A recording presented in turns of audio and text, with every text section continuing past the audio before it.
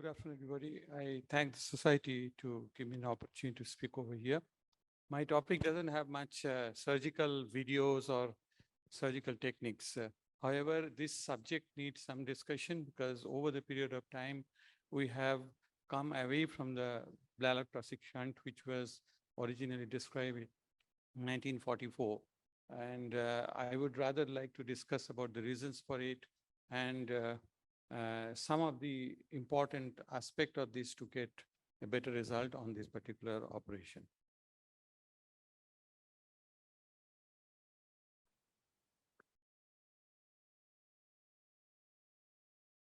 Basically, we have modified BT shunt, port shunt, water shunts, and Davidson shunts are of historic importance, not being done nowadays. And a few things about reverse port shunt, which has come into recent limelight. So bladder thoracic shunt was done in 1944, and not much modification after that, excepting Mark Level did the modification in 1970, where he has interposed a PTFE graft in between subclavian and pulmonary artery so that it can be done on either sides. So this is the operation is being practiced. But however, over the period of time, we have a lot of changes in its indications, its results, as well as the management of bladder thoracic shunt and the approach we take nowadays. So basically, these are the indications, current indications for bladder thoracic shunt.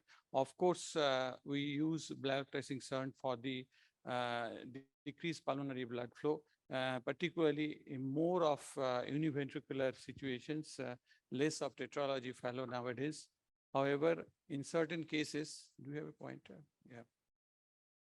In certain cases, anatomical factor like if some large coronary crossing over RVOT where we cannot do anatomic correction in a child or even a neonate, there we can go for a VT shunt. For physiological reasons, in somebody with intracranial bleed or some neurological issues or any contraindication to cardiopulmonary bypass, where sometimes BT shunt has to be done.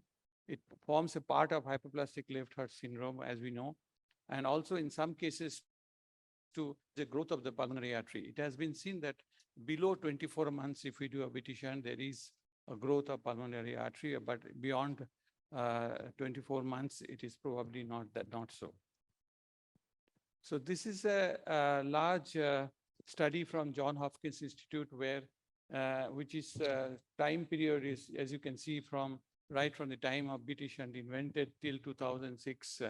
Majority of the BT shunts were being done for tetralogy of Fallot and the small chunks for other complex congenital abnormalities. However, when a group of investigators looked into the UK database and they found that over the period of time, the mortality of all congenital heart surgery has come down, excepting mortality for the BT shunt.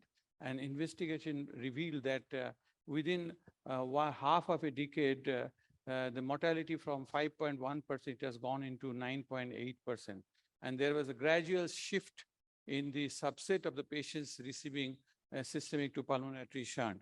And trend is shifting from tetralogy Fallot to single ventricle and mainly for pulmonary artery cases.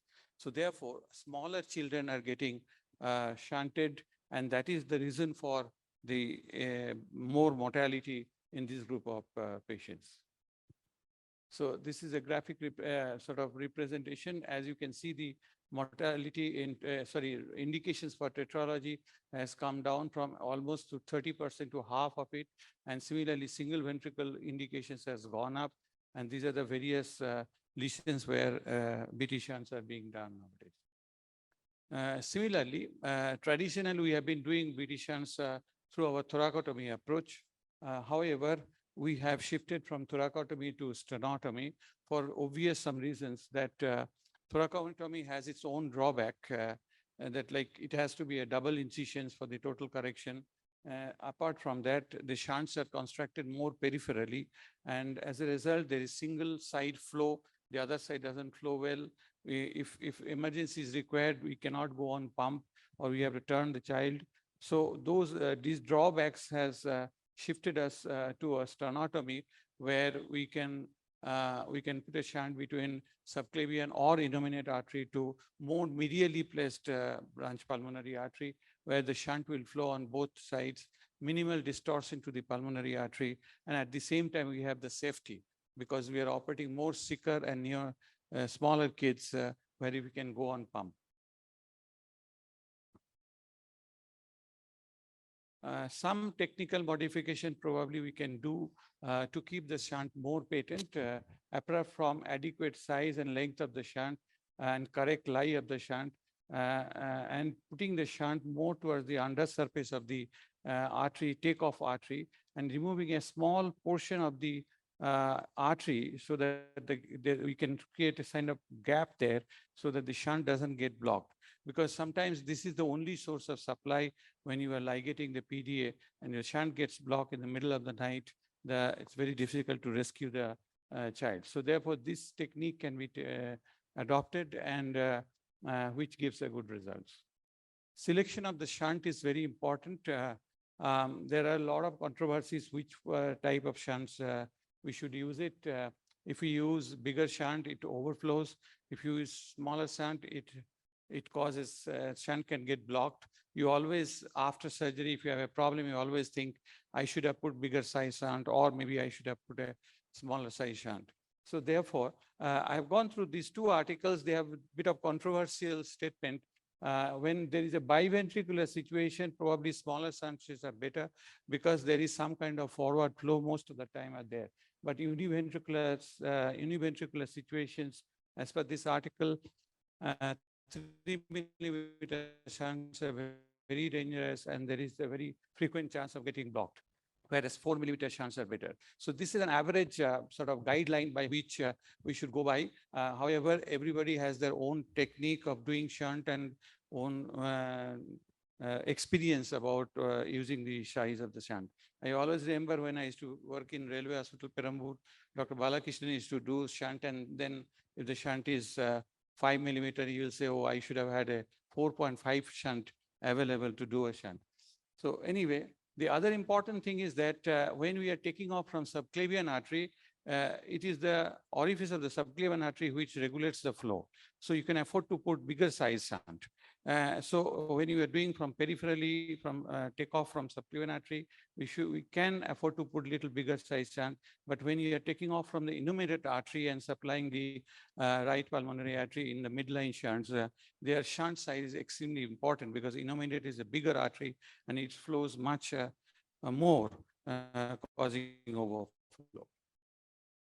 So post-operatively, these are the few things we come across and causes trouble to us. One is shunt underflow, and if the shunt is smaller or acute shunt obstruction, we face problem. We face problem when the shunt is overflowing and there is low diastolic pressures, coronary still. The other important thing in single ventricle shunt, if you put a bigger shunt, it causes more overflow and the ventricle cannot handle. We can have heart failure, and of course, sometimes bleeding is a problem. All this can lead to take you back the patient to the OR, and the incidence can be as high as 24%. Most of the time, shunt underflow and bleeding is the reason for taking back to the theater. However, shunt overflow can sometimes also needs back to theater. Post-operative management of single ventricle shunts are very important and difficult. Here, we need to have a very constant temperature, mean arterial pressures to be maintained, child has to be adequately filled up, oxygen saturation should be maintained. Hematocrit, I would say rather 35 to 40. Good blood gases and decreasing lactate level is the ideal. Now, there could be several situations, like if you have a maintained saturation about 80, 85, we are fine, we are doing okay, we don't need to do anything. But if the saturation goes above 90%, there's a chance the shunt is overflowing. The saturation is below 75%, it could be a shunt overflow, or it could be ventricular dysfunction as well. So a fine balance between QP and QS is important, and as a result, it should be protocol-based sort of management. When the shunt is overflowing, Then you have to act both in systemic and pulmonary circulation. In systemic circulation, you have to decrease blood pressures, take off the vasopressors and apply sort of a vasodilator. On the other side, you have to increase the PEEP, decrease FiO2, no vigorous suction. And if it all doesn't work out, then probably we have to think about taking back and banding the shunt. This is a formula for banding. For example, if you put a, say, 4 millimeter shunt and you want to make it 3.5, this is the formula you have to go by. And T is the wall thickness, which is available in the chart and available in nomograph. And also it's very important to ligate the additional source of blood supply which might have left. Suppose you have left a PDA or major collateral, you have to ligate it. Underflow, yes, if there is underflow, less saturation, you're needing more FiO2. Do an echo. If the shunt is blocked, go back to theater. If shunt is not blocked, we try to increase the blood pressure by your means and also decrease pulmonary vascular resistance. You may have to go for nitric oxide as well. And again, vigorous suctioning and keeping the child, avoiding vigorous suctioning, hypoventilations, and keeping the child sedated is important. Shunt thrombosis, dehydration, high hemoglobin, 3 kilo or less, and smaller shunts are the reasons. Shunt thrombolytic therapy has been tried. However, most of the time we have to take the child back and revise the shunt. Postoperative anticoagulation management is very important. They should be all on a heparin after the bleeding has settled. And if the shunt is underflowing, probably bolus dose of heparin has to be given. During discharge, aspirin, and a smaller shunt, some people have recommended to give low molecular weight heparin. So to read, so predictor of mortality is in the preoperative, smaller kids less than 3 kilo, prematurity, and pre-op need for ventilator is the important predictor. Intraoperative shunt size is important, avoiding cardiac arrest and hypoxia. Therefore, the central approach is always better. And post-op, obviously, CCF, shunt, overflow, thrombosis, sepsis, renal failure, and bleeding could be another major causes of postoperative mortality. Sorry, let's go back. And for late mortality, PA-IVS has been proved to be higher late mortality, and bigger size shunt are the causes of late mortality. So this is a competing curve where the early mortalities are within first 90 days and they drop out the patient who are alive without Glenn.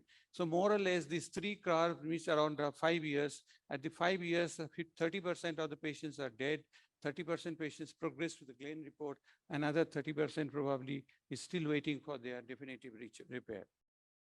So outcome mortality is high and it varies from different center to center. Overall mortality as described in different literature is about 9%. If it is single ventricle is 15%, but biventricular repair and probably from thoracotomy is less, it is about 3%. So to avoid mortality, avoid 3 millimeter shunt and smaller shunt, and median sternotomy approach is a better approach. So there are two areas which I need to discuss quickly. One is whether we can do a ductal stenting. Yes, it has a role. And nowadays, most of the centers, because of the increased mortality, are resorting to the ductal stenting. If the cardiologist can do, and you have got a good anesthetist who can put a brachial line through that, they can do a ductal stenting. However, unfavorable anatomy is another problem for them. The results are more or less same. Initial results are always better with ductal stenting. However, there is no survival advantage, and there is increased chance of unplanned re-intervention. There is also a situation where they tried ductal stenting and after that they failed. The child is cold with the limb ischemia and other thing. Child is on ventilator, and if you go for a shunt, that group also has a very high mortality. The other important controversy whether the PDA has to be ligated or not to be ligated. Here, every center again has their own policies. But however, what happens when there is a PDA is always a big source of overperfusion. And because PDA and duct flow hit to each other, and they causes a massive burden to the heart, causing heart failure and massive diastolic still and low coronary pressures and sudden cardiac arrest can be done. So if you're happy after doing the shunt and when you pull this PDA, occlude the PDA and see if you can achieve about 80 to 85% saturation, I think we should be ligated and hope for the best. And that is the reason you should make sure if your only shunt is the supply, then you should make sure your shunt is working. Don't put 3 millimeter shunt, put probably 4 millimeter shunt, and take a small piece of artery and make sure that your shunt doesn't get blocked. So to conclude that modified BT shunt is the most commonly used systemic pulmonary shunt. Currently, most shunts are done in a single ventricle situation, and midline approach is the best approach. Shunt size selection is important. Preferably, ducts should be ligated if you are happy with your shunt, and balancing QPQS and post-operative overflow management is most important. Overall, mortality is high. When all other surgical mortalities are coming down, the BT shunt mortality has still remain high. And ductal stenting put an alternative if you have a better cath lab and person to do that, and that should be the alternative. And reverse POTS is getting importance for Eisenmenger syndrome, basically severe pulmonary. I don't have time for the reverse, but if you give me time, I can show 2 slides for that. I think for the paucity of time, we will. Okay, thank you.